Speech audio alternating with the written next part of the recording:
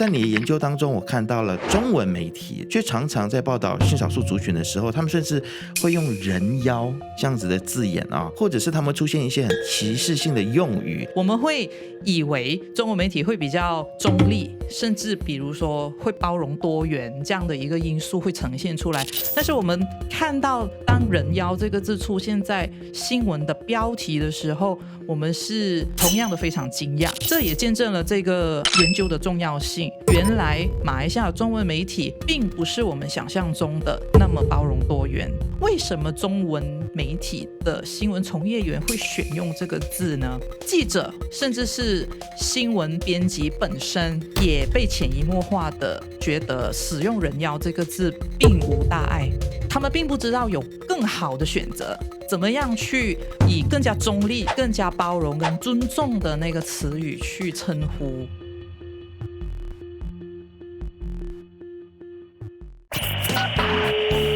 你好，欢迎收看BFM 财经所制作的由 BFM 财经所制作的。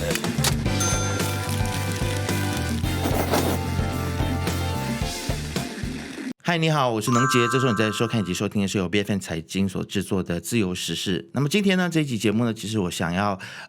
来聊这个话题已经一段时间了，终于被我找到一位非常合适的朋友来到我们今天节目中做客哦。那我想大家都记得哦，在前阵子呢，警方突袭健身房，然后逮捕了200多个人的这个新闻，我相信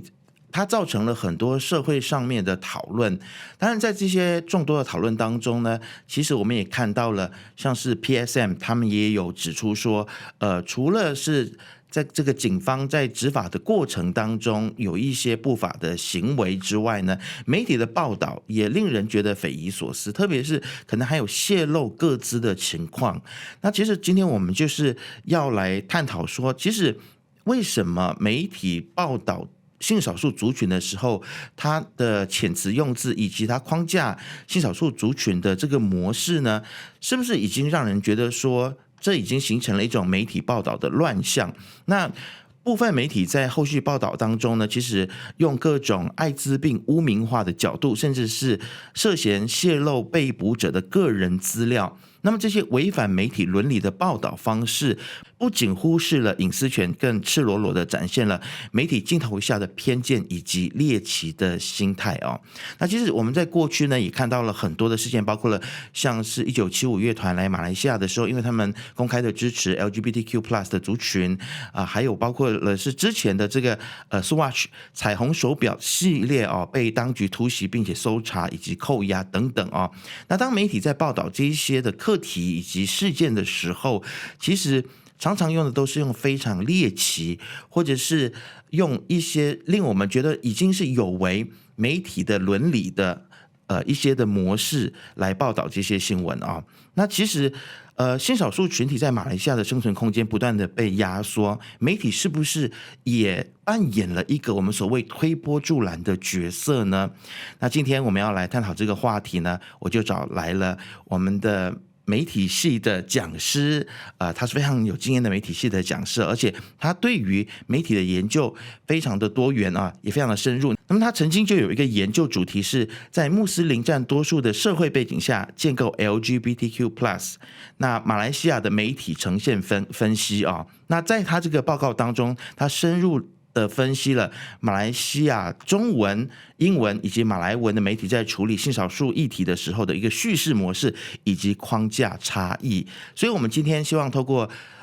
以下的这样子的一个对话呢，我们可以来探讨一下，其实我们的媒体是否在很多时候有没有守住新闻伦理的底线？那未来媒体在报道关于性少数族群的议题的时候，又应该如何更好的来报道，更好的来诠释这个族群呢？这个时候呢，我们就要来请到我们今天的来宾许君怡老师。老师欢迎你。大家好，好久不见。是，最近你还好吗？我上次见你的时候，你那个时候还在怀孕。对，然后我们在聊报商日。对，是。然后现在哇，很像时间已经快要过了2年了。你孩子现在就是那个新生的宝宝，现在多大了？他已经1岁，差不多要5个月了。OK， 好，1岁5个月。然后你一边照顾孩子，听说你现在还在念书是吗？报读了博士班，也是跟媒体相关的科系吗？我会研究媒体识读的教学方法。OK， 对，那 OK， 刚才Isaac 你提到的那个研究是在2023年完成的，然后最近终于出版成一本结集的书，然后是美国的出版社去主编的。OK， 所以你的这个研究报告已经是出书了。是。那这个书在马来西亚会发行吗？可以透过网路就是去购买。OK， 对只能够透过网络去购买，对在本地的书店买不到吗？应该还没有，因为真的是蛮新鲜出炉的，可能 OK 迟点在那个 Kinokuniya 会有吧。但是跟这个 LGBTQ 族群的，当然这本书它不是在倡导这个所谓的性少数族群的生活方式，因为我们都知道说马来西亚政府是非常对这样的事情是很敏感的嘛。对。但是只要是跟性少数族群相关的事情，我觉得我们的政府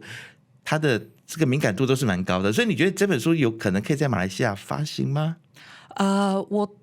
根据美国的主编，他们是有在商讨，就是全球发行。那目前为止的话，因为真的是才解决了很多就是物流方面的问题，据说，所以他们现在都是先线上就是售卖。OK， 了解。好，而且我觉得终于有人来探讨、来分析，然后很系统性的去讨论这件事情，我觉得这是非常非常的重要哦。对。那你说你这个研究是在2023年的时候做的，对，所以其实那个时候彩虹手表的事情就已经发生了。是的，1975也发生了，也是在那个时候。对，都是在同一年。OK， 对。你是在这样子的情况底下，你决定说 OK， 你要来针对这个主题来进行分析，来进行做一个报告呢？当初2023年，我觉得就是刚才你所提的，就是有突然间在马来西亚发生了一系列关于LGBTQ 的一些新闻事件嘛，就是你说的那个Swatch 手表的那个取缔行动，然后还有1975年的这个演唱的一些争议，表演的争议，然后还有就是之后有更多的议题讨论是关于说我们要不要政府在探讨要不要再接受西方的一些表演团体，比如说包括 Coldplay 啊，Ed Sheeran 啊，他们这些曾经有公开表态支持过性少数族群的这些艺人，能不能允许他们来马来西亚表演？我相信在那个时候的契机是说，当时候疫情都过了吧，世界各地都开始边境又在开放，那马来西亚也是其中一个开始接受外国表演、外国团体的艺人来表演，然后就也引发了这么一系列的一个讨论。那刚好在那个时候呢，就是这个美国俄亥俄大学的这个主编，他呢是其中一位他的也是媒体系的教授。那他就我之前在美国有在发布一些学术讨论，就认识了他们。那他们就开始有构思说，他们想要结集世界各地的当地的媒体是如何呈现性少数族群的。那他们就问说，那马来西亚其实的情况是怎么样？那我就想说，刚好我们这一年有这么多的这个争议事件，这么多的舆论在讨论，那不如他们就跟我邀稿，我就跟他们提起有这样的事情，他们说那不如你做一个简单的研究，然后去看一下当地的媒体在当时候是怎么样去报道这样的一个事件。那我就开始就是找了我2位非常有也是对学术研究非常有兴趣的学生，然后我们就一起去就是做了这个很简单的一个研究。那其实这样子的媒体呈现某些族群的这个研究，其实不算是新鲜的东西。那因为我在做这个研究的时候，我读了一些之前的一些期刊，我发现其实马来西亚有好多位学者都有做相关的报道。OK， 都有。只是说可能他们的发布的那个，他们就发布在学术期刊，可能就不是普通人都会去有事没事会去读学术期刊嘛，那可能就是讨论度不高，甚至很多人其实都并不知道说，在马来西亚其实很多媒体系的学者其实都有关注这样的一个课题。当然不是当然不是针对这个2023年这期间发生，但在2023年之前，其实都有类似这样的一些学术研究了。那其实你在2023年的时候做这个学术研究，那现在已经是进入2026年了嘛？那你觉得经过了这2-3年的时间，我们的媒体对于性少数族群的报道有更加的友善吗？还是一样呢？如果根据最近的健身房突击行动，我觉得并没有。对。那我觉得这个也是今天这个节目的那个用处，甚至那个影响力吧，就是希望大家可以去反思，到底媒体在污名化，甚至在呈现某个族群的时候，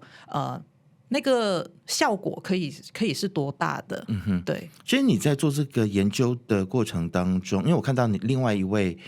跟你共同研究的，他似乎是穆斯林，是吗？对，他是我的同事。OK， 他是你的同事。他是比较有社会心理学背景。OK， 然后也是同时在研究马来西亚多元文化的一个学者。OK， 他叫 Mr. Zaki。对。那所以你们在一起做这一个研究的时候，有没有遇到哪一些的困难，或者是有没有人告诉你说这个议题最好在马来西亚不要做啦？其实并没有OK， 就是甚至说大学管理层方面也并没有就是阻止。那我们交稿的时候，其实最大的阻碍或者是延宕出版这一切的那个过程，其实真的只是卡在一些比较技术性的问题。OK， 对，我们也不会，其实在我的情况啦，可能因为我不是来自本地大学、政府大学嘛，那我们在私立大专，其实我们在选择做研究的课题跟方向的时候是蛮自由的，并没有说受到任何外来的阻力，甚至是内部管理层的阻力都并没有。那你知不知道，如果是在国立的学术的环境的话，类似这样子的研究是被允许的吗？或者是说我应该问说，在整体马来西亚的学术环境，因为我自己的想象是，应该学术圈会比一般的圈子更来的走得比较前面一点，应该是要这样子吧？对，我们才能够去研究很多我们的未知的一些课题，对不对？对，所以你觉得马来西亚也是这样，就是学术圈子还算是开放？我觉得还好。Okay， 我觉得还好。那如果有一天我们有找到比如说来自政府的国立大专的媒体研究学者，可能他们会分享另外一些经验吧。但是我目前认为还蛮自由的。 OK， 那你看到过去相关的研究在马来西亚，他们也是比较是私立大学在做吗？其实都有都有国立私立都有，甚至 UITM 对 OK， UITM 一些私立大专都有。其实我听到你这样讲，我觉得还蛮开心的，证明这个国家还没有令我们觉得那么绝望。它是一个有趣的现象，可能我们要思考的是说这样的一个研究，甚至这样的一些讨论到底够不够多？它有没有办法成为一个主流的议题？那其实也取决于学者本身的一些意识形态。没错。那如果说国立大专可能是比较也是穆斯林为主的学者的话，那他们本身是怎么样看待这样的一个议题？那如果他们本身不觉得这个是需要被讨论，那可能就不会有主动的采取行动去做相关的研究。所以也要看学者本身他是如何看待某些议题，甚至是他是如何建构这个世界的认知，我觉得都有很大的影响。了解。好，我在你的这个研究里面呢，我看到有一些的 findings 或者是有一些的研究报告，是让我觉得蛮傻眼的，而且应该说是颠覆了我们一般人对于马来西亚族群不同族群对于性少数族群的一个包容度，以及友善程度。因为大家都会认为说，可能穆斯林族群是对于性少数族群是最不友善的，是那可能华人比较开放一些，华人可能会比更加的包容。但是在你的研究当中，我看到了中文媒体，特别是像是《新洲日报》、《中国报》，却常常在报道性少数族群的时候，他们甚至会用人妖这样子的字眼啊，那或者是他们出现一些很歧视性的用语。你觉得为什么会这样子？他们是为了迎合中文读者这种猎奇的心态，还是说其实这也反映出说大马的华社也是蛮保守的呢？其实不瞒你说，当我和我的学生在开始去收集相关的当时候这个舆论在发酵的时候的那个时期，我们看回去本地中文媒体的报道的时候，我们都还蛮傻眼的。对，跟你一样的反应，就是我们觉得我们会先会有一个就是概念说，可能中文媒体是比较一样的。我跟你对于华社的那个还有中文媒体的想象是一样的。我们会以为中文媒体会比较中立，甚至比如说会包容多元这样的一个因素会呈现出来。但是我们看到当人妖这个字出现在新闻的标题的时候，我们是同样的非常惊讶。那当然这也见证了这个研究的重要性。原来马来西亚的中文媒体并不是我们想象中的那么包容多元。那人妖成为新闻标题大多数是出现在网络版本，这个也是我们有在稍微比较的。那在他们的平面的报道的时候，可能就没有加强这个字。那我在这个报告的时候研究报告在叙述这件事情的时候我必须要翻译，因为是要写给美国的读者，我还必须要翻译什么是人妖。那我觉得这个字真的很不行我觉得真的就是把跨性别者当成就是半人半妖。所以在这样的一个情况底下，所谓的偏见跟刻板印象就会慢慢的渗透，这样的一个意识形态就会慢慢的在我们的这个社会扩散。那刚才你问说针对为什么中文媒体的新闻从业员会选用这个字呢？那当然我们没有时间去访问他们，比如说访问他们的主编甚至是他们的记者，为什么当初在写稿的时候你们到底是有意还是无意的去采用选择这样的一个启示性的字呢？我觉得那我们可以大概估计说有两种情况，或者是两种可能。第一种可能就是记者甚至是新闻编辑本身也被潜移默化的觉得使用人妖这个字并无大碍。因为在日常生活中可能都不断的在用这个字，那他们就觉得没关系，这个字 OK。那另外的一种可能就是说他们并不知道有更好的选择，怎么样去以更加中立更加包容跟尊重的那个词语去称呼他们。比如说跨性别是在学术界也好，在人权人的平等呢权利的讨论都是被认为比较中立的一个字。对，所以你认为我们的中文媒体它会用这样子的用字遣词用字用到这么样子的落后，我真的觉得这真的是很落后了。 OK，那你觉得是因为流量的关系吗？还是只是他们真的没知识没尝试，还是说真的就是整体的社会的一个保守的气氛？也可能是没有考虑那么多。我觉得在马来西亚很多新闻从业员可能因为可能要赶稿啊，又或者是可能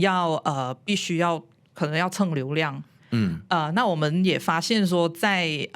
那个中文媒体的网站上面呢，人妖这个字也甚至成为一个 tag。就是它是一个标签。那如果读者去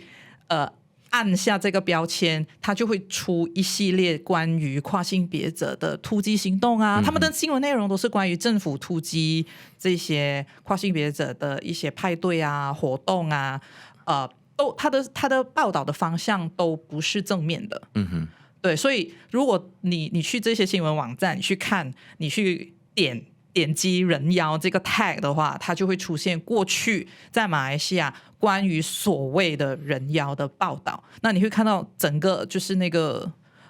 他们的链接那个标题都不是正面的报道。那如果对比英文跟马来文的媒体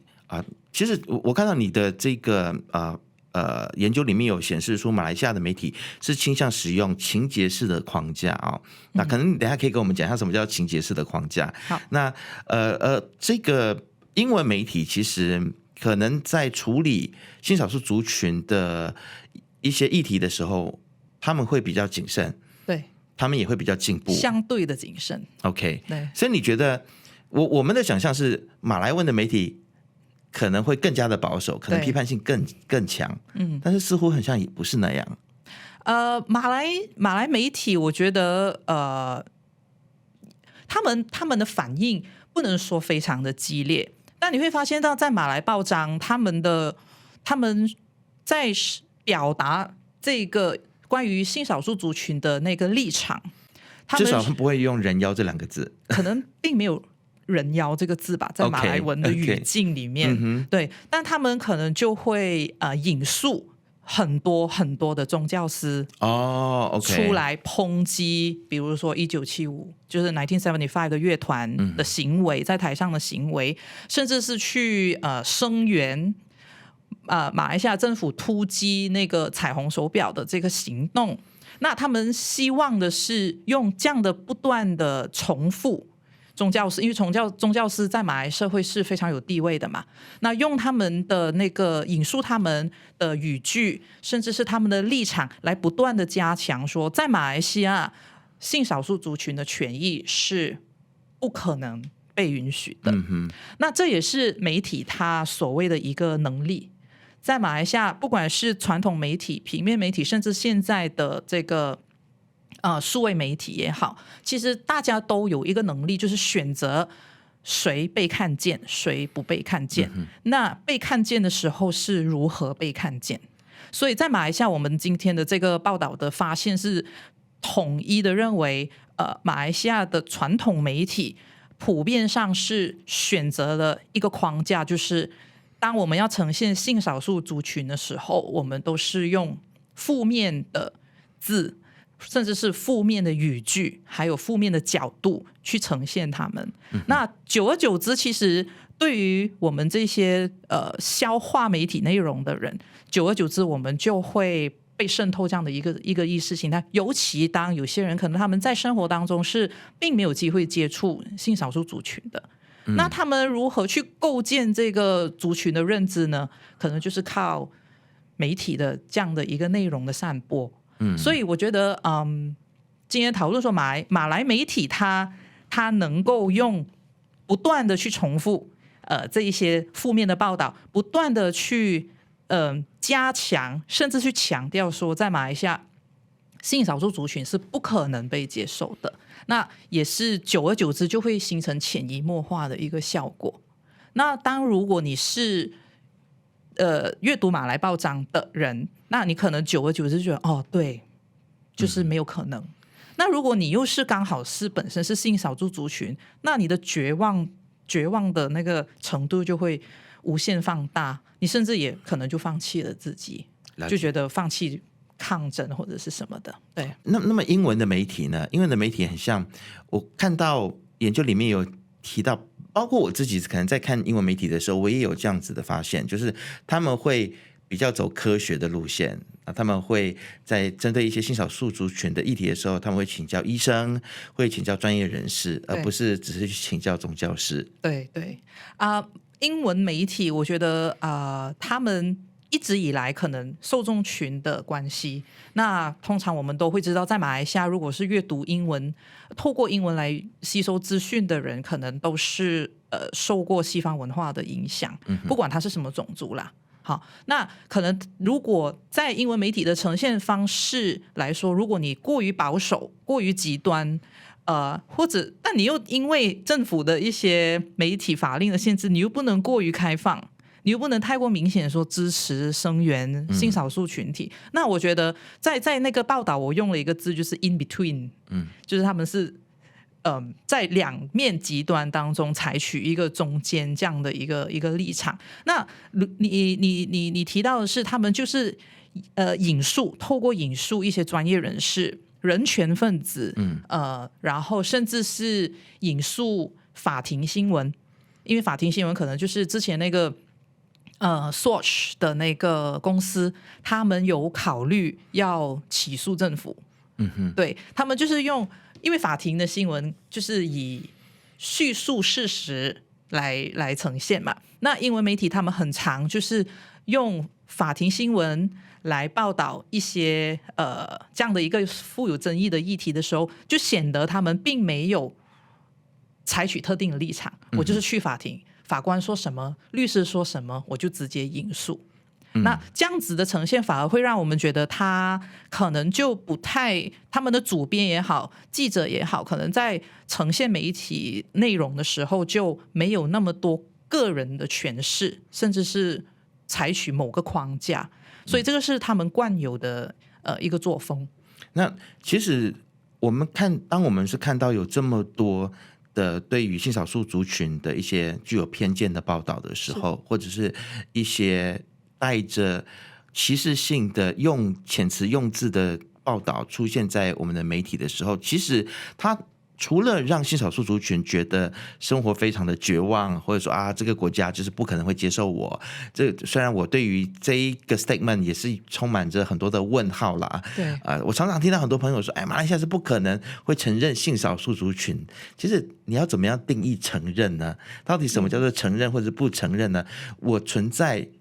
我既存在就合理啊，对不对？我其实性少数族群是不是需要被承认？这个我觉得又是另外一个，对，这是另外一个我们要可以去探讨的话题。是，但是我想要问老师的就是说，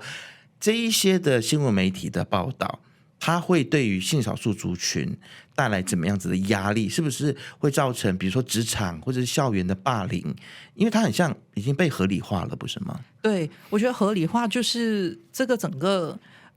议题的其中一个最重要的因素，就是刚才包括提到的选用人妖这样的一个字，甚至一些比较歧视性的，比如说 pondan，因为在中文媒体也一直不断的重复 Cegah pondan 这样的一个字，因为他们在报道的这个，他们什么时候在用这样的一个字呢？就是政府它会不时有取缔行动嘛，那政府的取缔行动通常会有一个代号，那其中一个当年非常频密的一个取缔行动就是 Cegah pondan Ops Cegah pondan。那 pondan 这个字也是非常不 OK 的。那比如说，然后甚至媒体有一些中国媒体也会用娘娘腔这样的一个字眼，但是它是用开关引号了。所以我们觉得在这样的一个情况当有一个人他完全没有接触过，然后他也不懂得应该要怎么样去和性少数族群交流的时候，他吸收的知识，他吸收的这个内容就是从媒体来嘛。那当然我并不是说当有一天你被媒体影响了之后，或者是洗脑之后，那个认知就不可能被改变，是可能被改变的。那如果可以的话，那为什么我们不倡导说媒体一开始就用比较中性、尊重的字眼去呈现他们呢？甚至比如说你刚才提到的是所谓的绝望也好，那在我们的报告也有提到那个脉络，整个国家的那个结构，从法律角度也好，从宗教的角度，甚至是从文化的角度，我们其实都一直在争取，甚至是在怎么说呢？我们在 struggle，对，我们就是很疑惑的在认为说，我们应该要怎么样去看待这个族群？那这个族群，比如说我们要真的在正式媒体应该要怎么样去呈现这些新闻的时候，因为新闻真的是在发生，取缔行动真的是有在发生。那媒体你真的需要在报道这样的内容的时候，你应该可以做些什么东西去减轻大家对于这个族群的偏见跟刻板印象。比如说当有一天你今天必须要报道一个抢劫案，比如说有一个跨性别者，他可能在银行取钱的时候他被打劫，那这个是一个新闻事件，它是一个社会新闻。那我们可能在报道的时候，你就不要强调他的那个跨性别者的身份，你可能以他的工作、他的职称，甚至他就是一个人，是，或者是他是哪里的居民，你可以用这样的方式去称呼他，在这个抢劫事件成为一个受害者。那你不要再强调说，今天有一位跨性别者被抢劫了。对，我们可以采取别的方式去称呼性少数群体，就不需要不断的加强，因为久而久之你就会发现说，今天有一个活动，那都是跨性别者或者是性少数族群参加，那可能大家就会说那是什么活动？那可能就那就是一个活动，可能是商业活动，甚至是一些其他产品的活动，就不需要去加强或者是特别凸显这个族群的这个特色，然后让他们冠上一些比较负面的一些新闻事件。对，就像我其实有时候也会看到有一些报道，他说。比如说他在描述一个他在报道一个婚外情的事件的时候，其实我也觉得婚外情到底有什么好报道呢？这在我们的社会当中不是已经是很普遍的事情了吗？对不对？对。那在报道婚外情的时候，现在我发现他会有一些报道，他会去聊到说，婚外情的对象，这个老公婚外情的对象是个男性，他就会变成一个很猎奇的新闻。对。那为什么我们要去着重？去讲他的婚外情对象是男性呢，对不对？他就是婚外情嘛，对不对？对，因为可能我觉得刚才你提到一个很好的一个重点，就是媒体的责任是呈现事实，但是很多时候在现实的环境的情况，媒体并非单纯的呈现事实的，因为呢。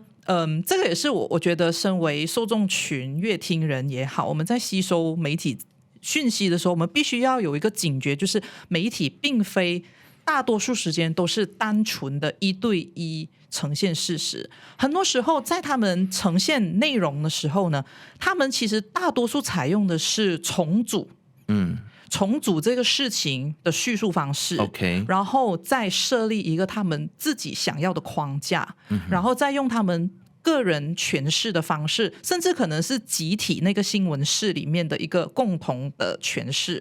去呈现这个新闻的。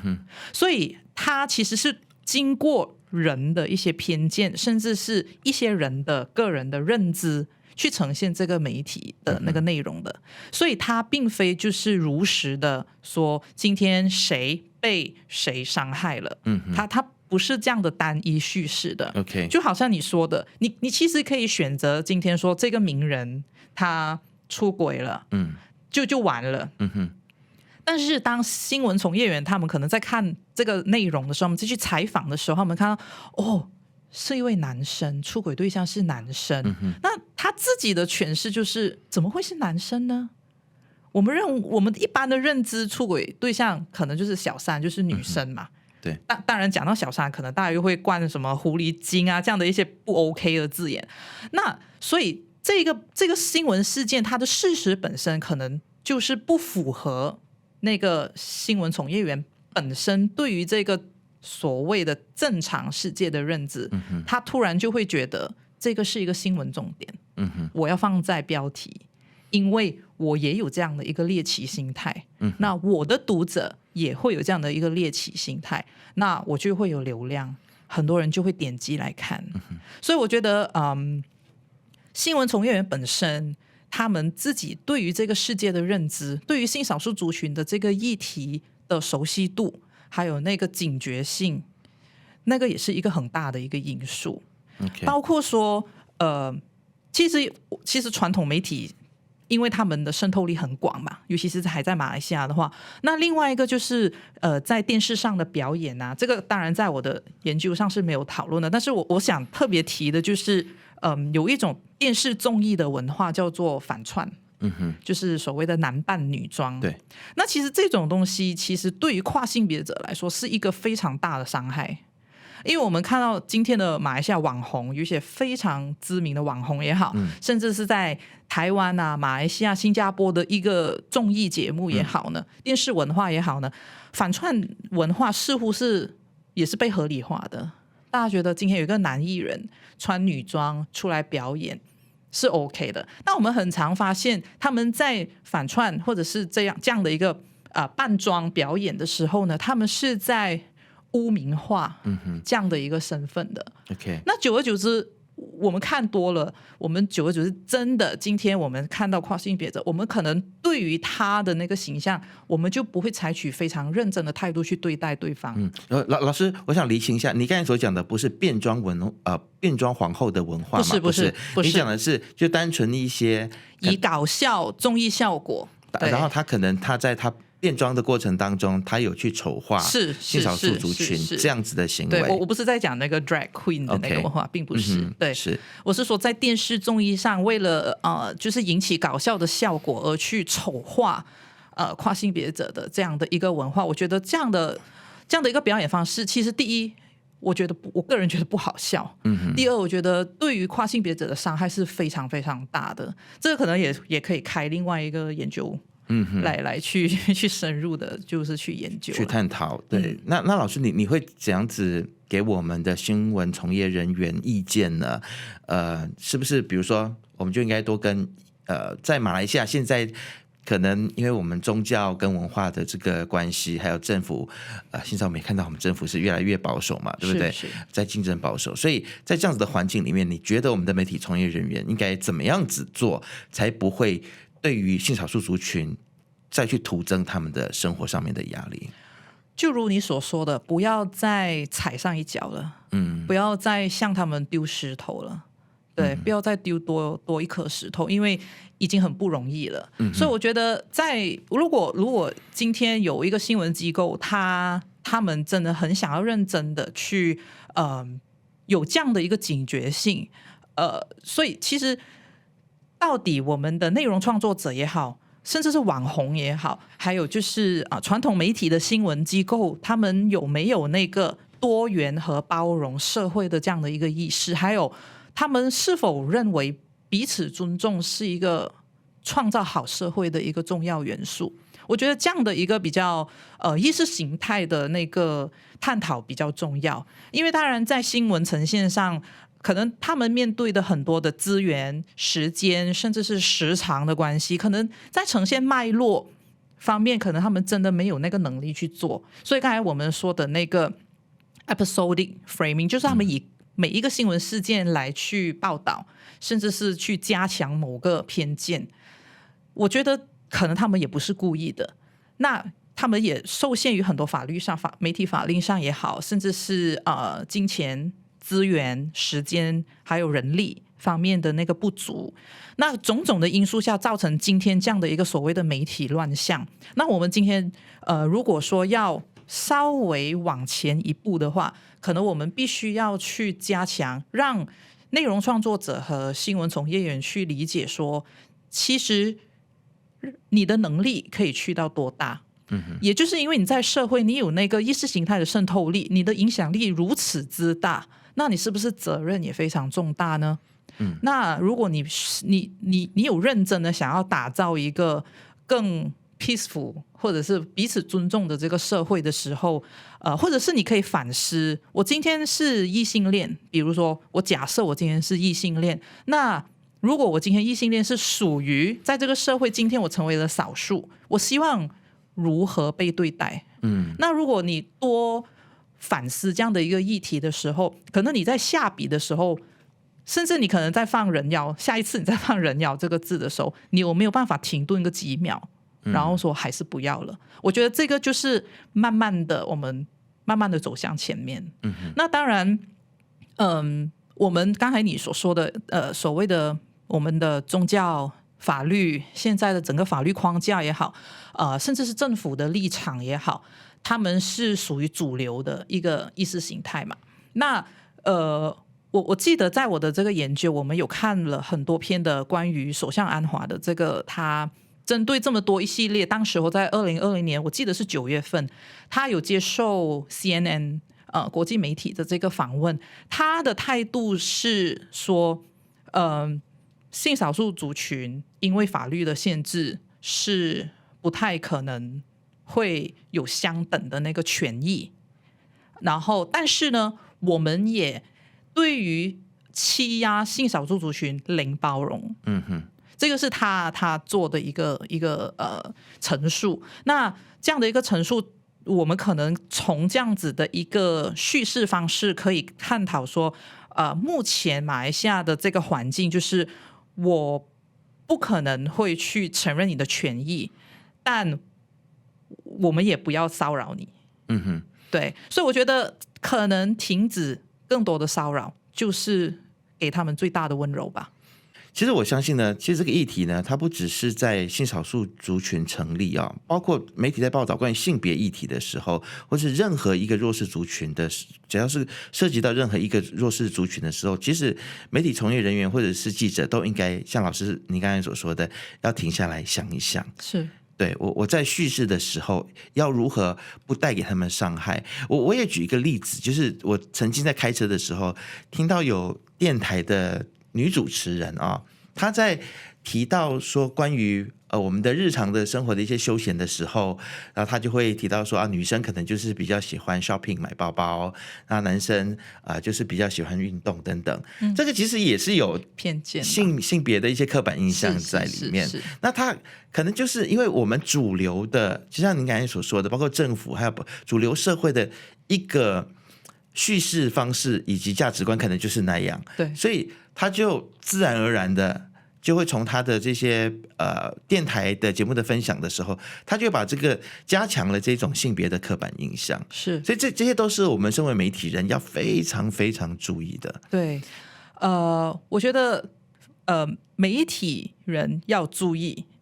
然后受众群、听众也好、读者也好，也要有这样的警觉。我今天听的这位 DJ， 因为你有警觉性嘛，你从事这个领域嘛，对。那如果是普通上班族，他平时没有接触这样的一些议题的时候，他可能就对，女生就是爱 shopping，男生就是爱运动。那我是男生，我今天就要运动。但也有很多爱 shopping 的男生啊。对啊，当然啊，那他就会觉得，我是爱 shopping 的男生，那我是不是不对劲了？所以，如果今天这位上班族，他对于这个媒体的背后的这样的架构，比如说今天他听了我们今天这个节目，他了解到原来媒体不是单纯叙述事实的，它是会有偏见的一些因素在里面，它会有个人诠释在里面的时候，那我今天听了这一段话，我可能就会不那么容易的被渗透。我觉得这样的一个多方面的那个努力是非常重要的。而且我觉得我们要互相提醒啦，是啊，受众也要提醒媒体人，对，监督要监督。对，就我在听了那个女主持人她的这个表述之后，其实我就直接透过她的 Instagram，有跟她表达我的一些想法，这样子那很好，就是必须要多项的这个沟通，那我们才能共同让这个社会越来越温柔吧。温柔的对待每一个不同的族群。那其实老师，你会不会觉得说，性少数族群其实自己也要有一些在提醒媒体的部分？因为其实我常常看到，当媒体有一些偏见式的报道的时候，我也没有看到性少数族群，特别是英文的可能比较多，对，他们会出来，他们会反抗，或者他们会发文告，是来制衡，是。但是中文的部分，就真的蛮少的，有时候比较少看到，尤其是我们会看到说有一些非政府组织、人权组织也会发这个公告啊，甚至是新闻稿到每一个新闻机构去表达自己的这个不满。那我们会看到英文媒体会比较常刊登他们的这个文稿，那至于马来媒体应该不太可能会发布吧。那中文媒体为什么不会刊登他们的文告？那可能就是必须要再深入的去探讨了。是，对，因为这个又是一个媒体选择的问题，我可以选择今天刊登谁的文告，所以那个能力之大是非常非常举足轻重吧，应该是这样讲。其实我今天在跟老师对谈完之后呢，我就发现说，我们常常可能都会在叙述这个国家的开放程度的时候，都会说马来同胞是比较保守的，我们华人可能是比较开放一点、多元包容的。但是就这个性少数族群的一个报道还有叙事来看的话，或许我们可能也要反思，我们华族其实华社在很多事情上面，我们真的是这么样包容吗？我们真的是我们自己想象的这么样子的进步吗？或许我们还有很多很多进步的空间。就像刚才老师所说的，我们要学会如何更温柔的对待彼此。对，是。